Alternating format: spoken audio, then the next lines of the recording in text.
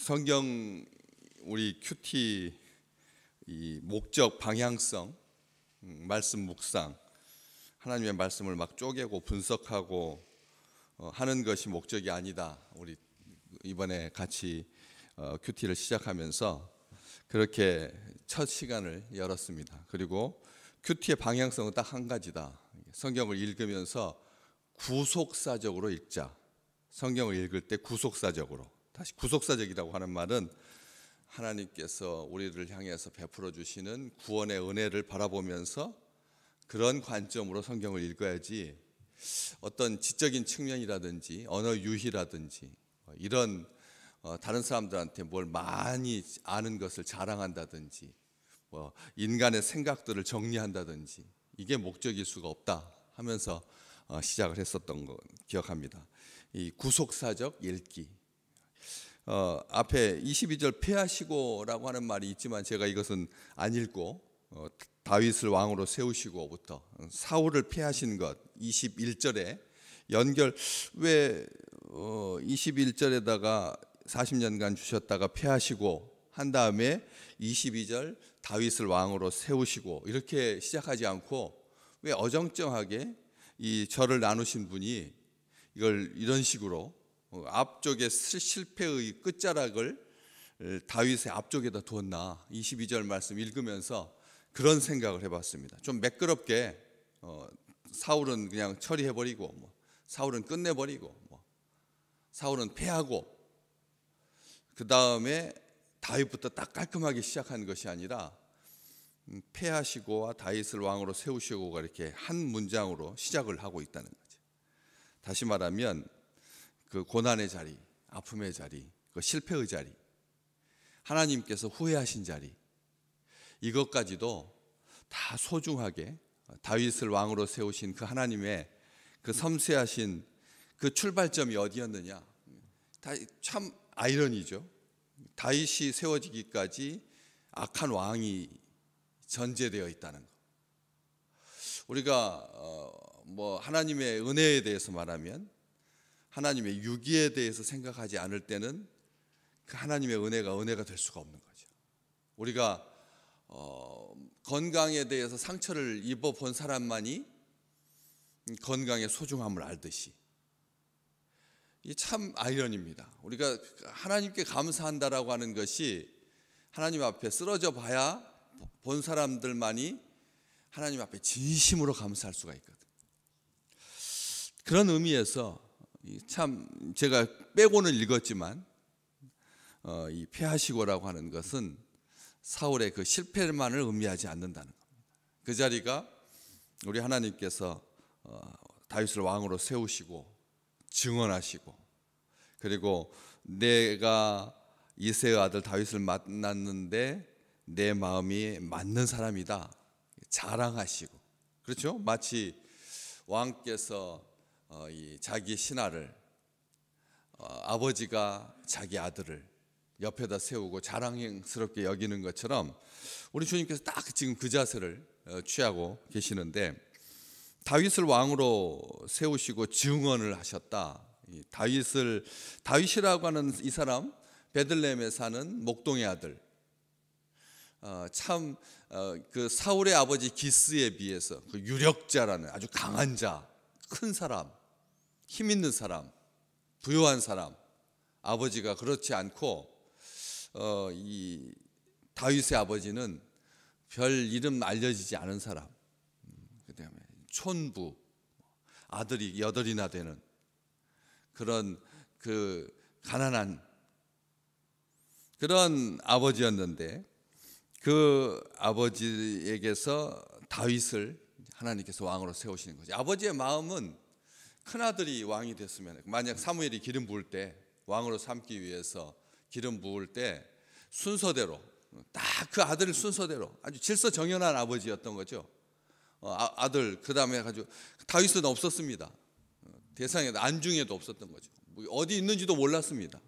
바깥에서 양을 키우고 있는데도 아들이 지금 어디서 무엇 하고 있는지도 잘 모르는 그런 상황 속에서 다윗을 왕으로 세우십니다. 이 다윗이라고 하는 이름 한번 생각해 보실 필요가 있습니다. 사랑이라고 하는 말에서 나온 그런 이름인데 사랑받는 자라는 뜻이거든요. 사랑받는 자. 또 그 다윗이라고 하는 말의 이름 중에는 중보, 중재자, 중보자, 중재자, 딱 예수 그리스도께서 받으셨던 아버지에 대한 그 관심, 아버지의 관심, 아버지의 사랑, 아주 전폭적인 지지.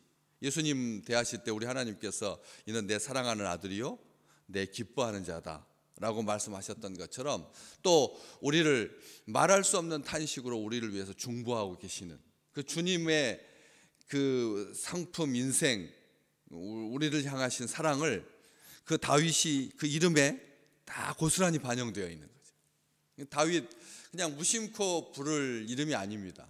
영어권에서 제일 많이 사용되는 뭐 조셉,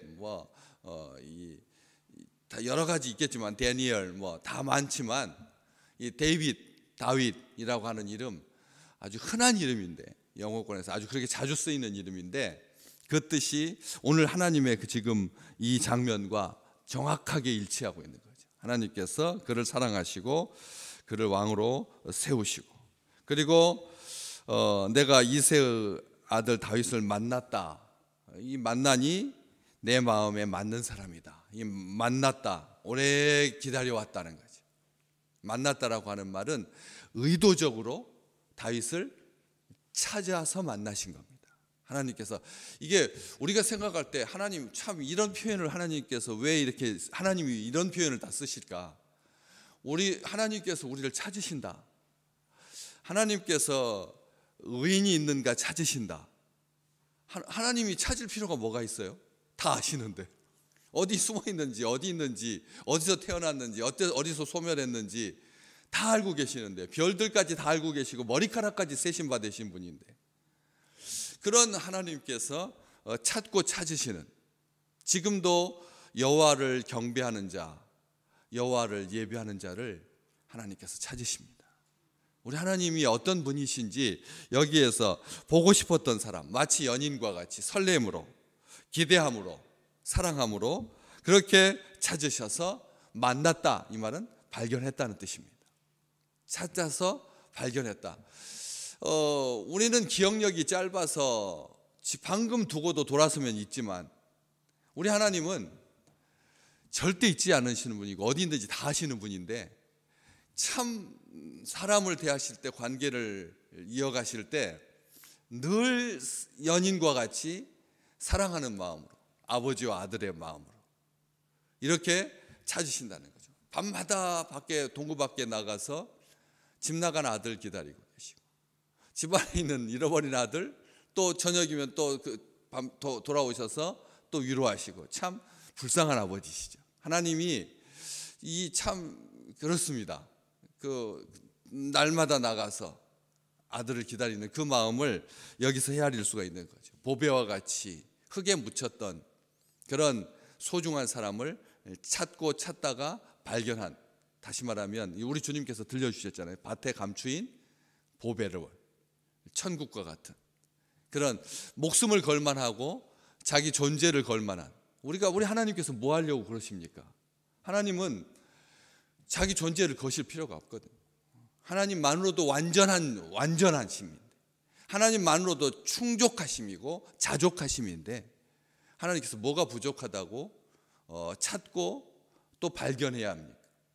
다윗을 하나님께서 그렇게 찾고 발견하시는, 모든 것을 여기 하나님께서 그것을 시편 89편 20절에 이렇게 기록하고 있습니다. 내가 내 종 다윗을 찾아내어, 내가 내 종 다윗을 찾아내어 나의 거룩한 기름을 그에게 부었도다. 아멘.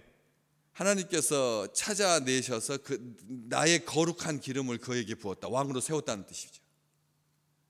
내 사명, 내가 나의 뜻을, 여기 오늘 본 말씀에도 내 뜻을 다 이루리라 라고 하는 그런 사명을 그의 기름 부으면서 주셨다라고 하는 그런 표현이거든요.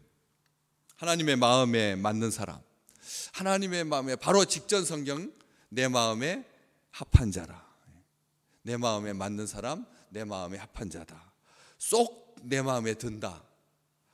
꼭 맞다 나와. 이런 사람, 하나님의 사람. 다윗은 그런 사람이었던 건데, 마음에 맞다라고 하는 말이 단순하게 감정적인 동조, 공감, 소통, 그런 말만 의미하지 않습니다. 마음에 맞는 사람이야 이 세상 살아가면서 친구 서너 정도는 두지 않습니까?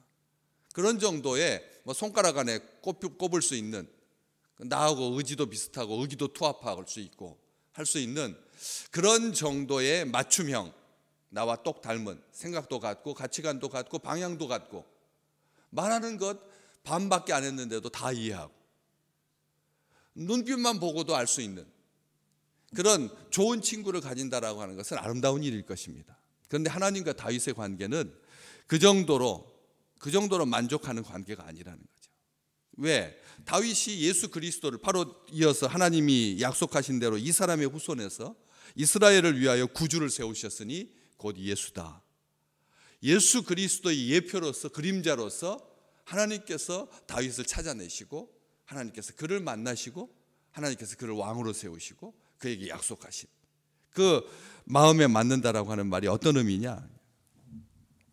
마음을 따른다라는 뜻이 제일 큰 의미입니다. 마음을 따른다. 하나님의 마음을 따르는 자. 다시 말하면 하나님이 다윗을 마음에 들어 했습니다.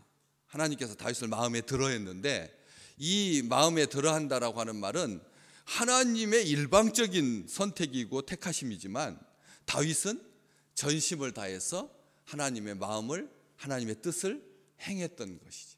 우리가 생각할 때 다윗은 수동적인 입장이니까 하나님께서 모든 것을 다 주관하시고 다윗은 그냥 끌려오는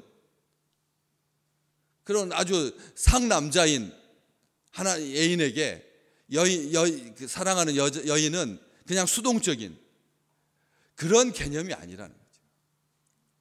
마음을 따르는, 아주 적극적으로 하나님의 마음을 따라서 행하는, 하나님의 마음에 합한, 이 참 중요한 마음입니다. 전심으로라고 하는 말이 그 속에 담겨 있다는 거죠. 전심으로 하나님을 따랐다. 어디서 우리 똑같은 예를 볼 수가 있거든요. 요나단이 블레셋과의 전투에서 그 전쟁에 들어가면서 했던 말 기억하십니까?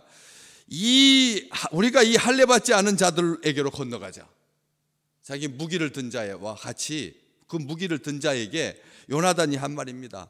여호와께서 우리를 위하여 일하실까 하노라. 여호와의 구원은 사람이 많고 적음에 달려있지 않다. 이 놀라운 말이죠. 요나단이 다윗의 친구였던, 소중한 친구였던 요나단이 무기를 든 자에게 이 말을 하니까, 그 무기를 든 자가 요나단에게 한 말을 우리 성경은 기록하고 있거든요. 사무엘상 14장 7절 말씀에 뭐라고 말하냐면, 당신의 마음에 있는 대로 다 행하여 내 앞서서 가십시오. 그러면 내가 당신과 마음을 같이하여 따르겠나이다. 당신과 마음을 같이하여 따르겠나이다. 요나단만 무기를 든 사람, 요나단만 무기, 사울하고 요나단만 무기가 있었고, 이스라엘 백성들은 다 무기가, 한 사람도 무기가 없었습니다. 다 농기구였습니다. 칼하고 쇠스랑, 낫 이런 거 들고